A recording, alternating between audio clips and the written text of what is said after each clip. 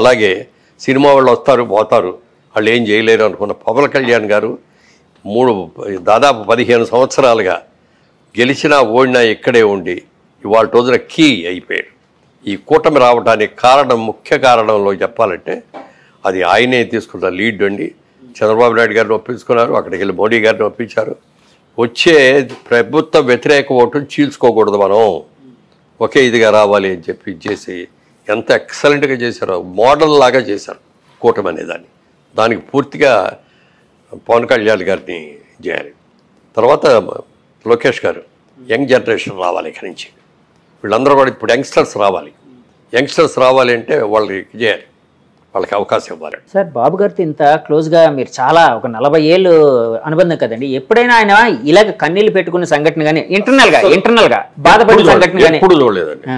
ఎప్పుడు ఆయన కన్నీళ్ళు అంటే చాలా గుమ్మనంగా ఉండేవాడు.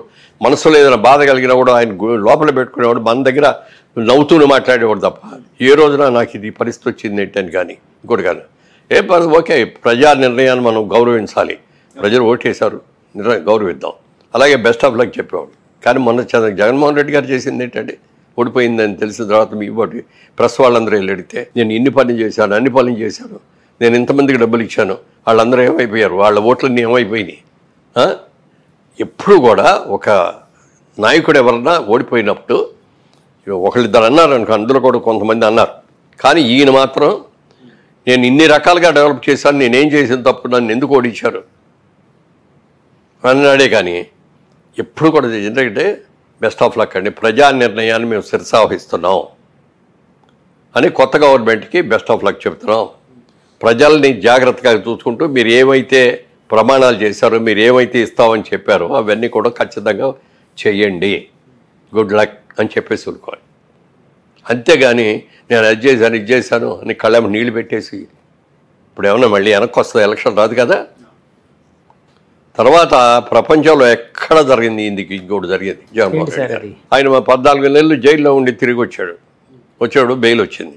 జనరల్గా ఎవరైనా ఒక్క కేసు ఉన్నాడు, ఆయన ఇన్ని కేసులు కదా, ఒక్క కేసు ఉంటే బెయిల్ ఇస్తే 1 నెల ఇస్తారు, 2 నెలలు ఇస్తారు, 3 నెలలు ఇస్తారు, 6 నెలలు ఇస్తారు, సంవత్సరం ఇస్తారు, అంతకంటే ఎవడు ఇవ్వడు కదా.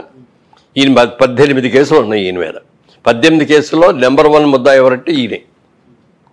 అలాంటి ఆయనకి ఎన్నేళ్ళు అయిందండి ఆయన బెయిల్ బయటకు వచ్చి? 10 ఏళ్ళు పైన అయింది కదా, 12 ఏళ్ళు అంత అయింది. ఇన్ని రోజులు అసలు బెయిల్ ఎవడిస్తాడండి? మేనేజ్ అది రాకుండా చూసుకున్నాడు అంతే.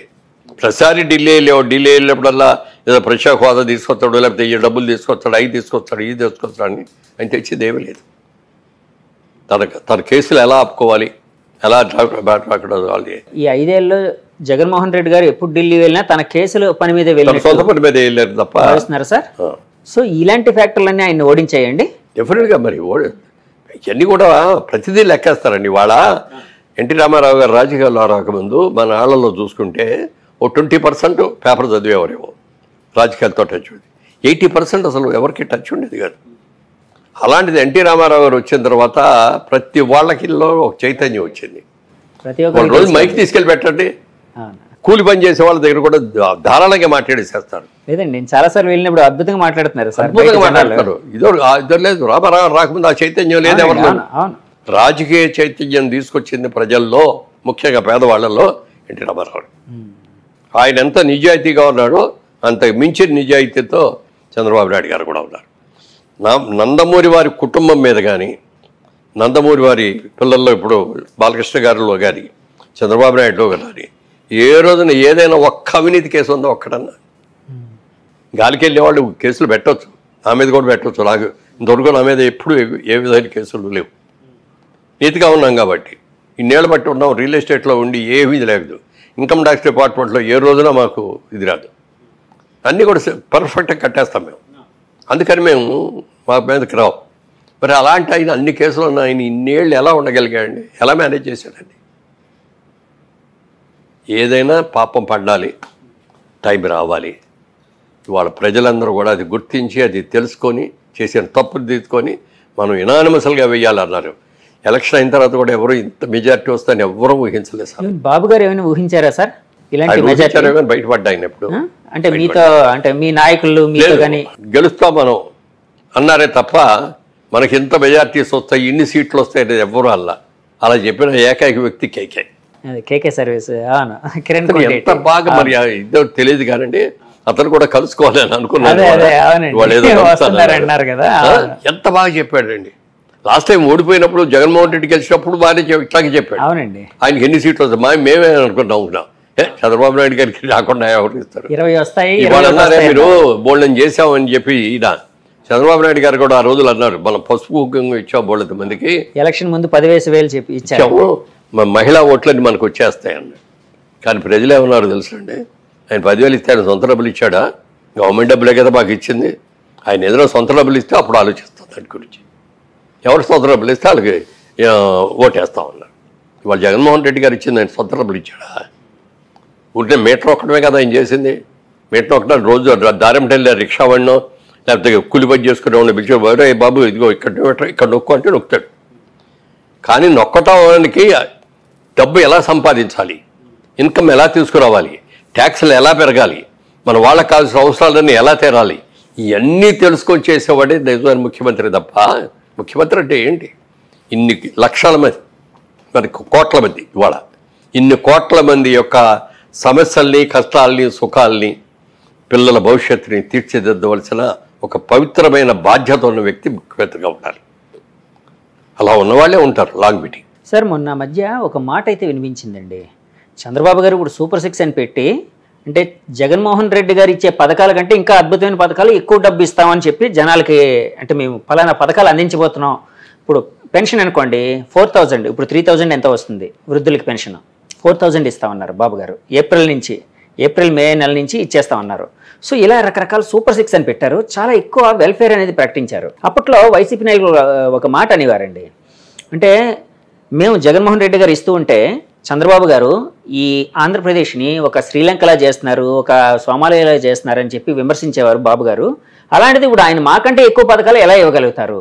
అంటే ఆయన ఇప్పుడు ఇస్తే ఈ ఆంధ్రప్రదేశ్ శ్రీలంక అవదా, సోమాలియా కాదా, అంటే ఆర్థికంగా చితికిపోదా అని ఒక క్వశ్చన్ అడిగేవారండి. దానికి మీ సమాధానం ఏంటి? దాని సమాధానం, ఆయన ఇన్కమ్ ఎలా జనరేట్ చేయాలి అనేది ఆయనకి తెలిసినట్టుగా ఎవరికి తెలియదండి. మీరు చూస్తూ ఉండండి, 1 year తిరిగేటప్పుడు ఎన్ని కొత్త ఇన్స్టిట్యూషన్స్ వస్తాయి, కొత్త ఇండస్ట్రీస్ వస్తాయి. తర్వాత ఇంకోటి పెద్దది ఏంటంటే, ఇప్పుడు తెలంగాణ ఉందనుకోండి, హైదరాబాద్, సికింద్రాబాద్ ఉంది, వరంగల్ ఉంది, నిజామాబాద్ ఉంది, మంచి సిటీస్. ఏమంటే అదేవిధంగా చూసుకుంటే తమిళనాడులో చూసుకుంటే మెడ్రాస్ ఉంది, కోయంబత్తూరు ఉంది, సేలం ఉంది. కేరళ చూసుకుంటే త్రివేంద్రం ఉంది, బ్రహ్మాండమైంది.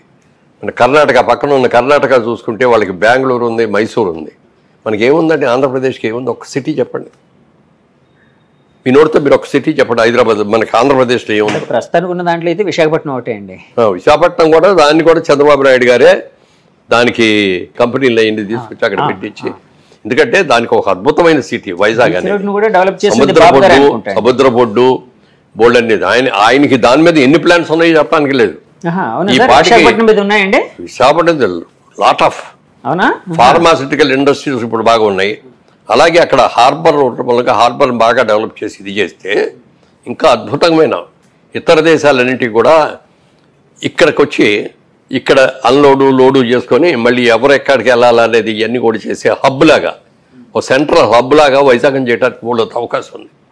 ఎంతమంది లేబర్కి ఉద్యోగాలు వస్తాయో చెప్పడానికి లేదు. అవన్నీ చాలా ఉన్నాయి. వైజాగ్ని చేస్తాం. వైజాగ్ ఓకే ఒకటి. విజయవాడ సిటీయా బిజినెస్ సిటీ అంతే, ఏమి కాదు. గుంటూరు పంటలు, మిర్చిను పొగాకు ఆడితే అది. తెనాలి ఇంకా తక్కువ. మంగళగిరిలో ఏమీ లేవు. వీటన్నిటి కలిపి అమరావతిని క్యాపిటల్ చేసుకొని ఇదంతా కలిపి ఒక సిటీ చేయాలి. ఇది ఒక అద్భుతమైన సిటీ చేసి దీనికి కావాల్సిన వనరులన్నీ చేయాలి. బయట వాళ్ళ నుంచి, బయట దేశాల నుంచి, అతర రాష్ట్రాల నుంచి, మనకి తమిళనాడు నుంచి వస్తాయి లారీలు, బోల్డ్ వస్తాయి. ఈ లారీలన్నీ కూడా విజయవాడలోంచి వెళ్ళాలి. అలా కాకుండా మంగళగిరి దగ్గర నుంచి అవుటర్ రింగ్ రోడ్ ప్లాన్ చేశాడు. గన్నవరం ఎయిర్పోర్ట్ దగ్గరికి వెళ్ళి కలుస్తాయి, అసలు విజయవాడలో రావోయి. అలాగే హైదరాబాద్ అయినా ఉంటే మంగళగిరి వచ్చిన తర్వాత ఇటు నందిగామ దగ్గరికి తీసుకొచ్చి ఓవర్ బ్రిడ్జిల మీద అక్కడి నుంచి హైదరాబాద్ వచ్చేటట్టు. కలకత్తా వెళ్ళాల్సి అయినా ఉంటే నందిగామ దగ్గర, కంచికిచర్ల దగ్గర బ్రిడ్జి మొదలుపెట్టి డైవర్స్ రింగ్ రోడ్ లాగా చేసి గన్నవరం ఎయిర్పోర్ట్ దగ్గర దాటిన తర్వాత కలపాలి. ఇవన్నీ కూడా పెట్టేస్తే ఏముందంటే సిటీలో ట్రాఫిక్ తగ్గుద్ది. అవునండి. ఈ కమర్షియల్ లారీస్ అన్నీ కూడా రావు. ఓన్లీ ఇంటర్నల్గా ఉండే కార్లు, ఇంటర్నల్గా ఉండే బస్సులే ఉంటాయి. ఇది దాంతో ఏమిటంటే మనకి ఇది కూడా బాగుంటుంది, వాతావరణం బాగుంటుంది, పొల్యూషన్ తక్కువ ఉంటుంది, ప్రమాణం. ఇవన్నీ ప్లాన్ చేశాడు ఆయన. తర్వాత మనకి పక్కనే కృష్ణా నది ఉండటం అనేది పెద్ద సెట్ అమరావతికి. మనకి ఏ స్టేట్స్కి అంత ఇది లేదు. ఇప్పుడు తమిళనాడులో చెన్నై ఉందంటే పక్కన సముద్రం ఉంది, కానీ సముద్రం వేరు, రివర్ వేరు. సముద్ర వాటర్ని మనం పెద్దగా ఏం ఉపయోగించుకోలేము. అంటే ఫిషింగ్ బిజినెస్లో అవి వస్తాయి, కానీ తాగునీటి అవసరాలకు పనికిరాదు. అలాగే పంటలకు కూడా పనికిరాదు. అదే మీరు ఇప్పుడు కృష్ణా నది బ్యారేజ్ ఉంది కదా, ఇంకో బ్యారేజ్ కడదామని ప్లాన్ చేశారు. ప్లాన్ చేశారు. ఆ బ్యారేజీ ఈ బ్యారేజీకి మధ్యలో వాటర్ స్టోర్ చేసి వీటిలన్నిటి కూడా కాలువల ద్వారా అమరావతి చుట్టూ లోపల ఎక్కడ కాలువలు పెట్టి సాటి మీద మళ్ళీ అందమైన ఐకాన్ బ్రిడ్జెస్, మన ఇటలీ లాగా, రోమ్ వాటర్ సిటీ, అలాగా దీన్ని చేయడానికి అన్ని ప్లాన్లు చేశారు. ఒక క్యాపిటల్ సిటీ ఎలా ఉండాలనే దాని మీద ఆయనకున్న అవగాహన ఇంత అంత కదండి.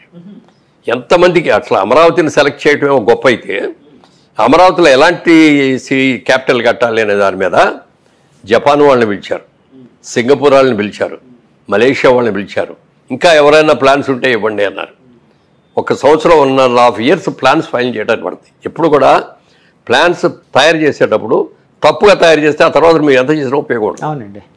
ప్లానింగ్లో ఎక్కువ టైం తీసుకోవాలి. అంత ఎక్కువ టైం తీసుకున్నాడు, వాళ్ళందరి సహకారం తీసుకుని బ్రహ్మాండమైన క్యాపిటల్ కట్టడానికి చేస్తే పాప అంతమంది రైతులు వాళ్ళు ఏమీ తీసుకోకుండా అన్ని ల్యాండ్లు ఇస్తే వాళ్ళందరినీ నానా కష్టాలు పెట్టేశారు.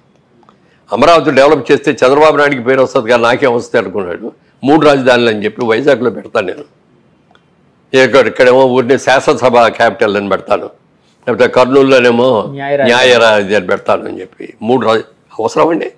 ఓ చిన్న రాష్ట్రం అంది, తెలంగాణ నుంచి విడిపోయిన తర్వాత మన రాష్ట్రం చాలా చిన్నది. ఈ చిన్న రాష్ట్రానికి 3 క్యాపిటల్స్ కావాలా? మీరు వైజాగ్లో మీరు జనరల్ క్యాపిటల్ అంతా అక్కడ పెడితే మన రాయలసీమ నుంచి వచ్చే వాళ్ళకి ఎంత దూరం అండి? ఎన్ని గంటల ప్రయాణం చేస్తే అక్కడ జరగలుగుతారు? క్యాపిటల్ ఇది. క్యాపిటల్ అంటే అమరావతి. ఎక్కడికి వెళ్ళాలన్నా, అటు వైజాగ్, శ్రీకాకుళం వెళ్ళాలన్నా, లేకపోతే ఇటు కడప, కర్నూలు, అనంతపూర్ వెళ్ళాలన్నా, లేకపోతే ఇంకెక్కడైనా అందరికీ సెంటర్ పాయింట్ అది. 6-7 గంటల్లో వచ్చేయచ్చు అక్కడికి.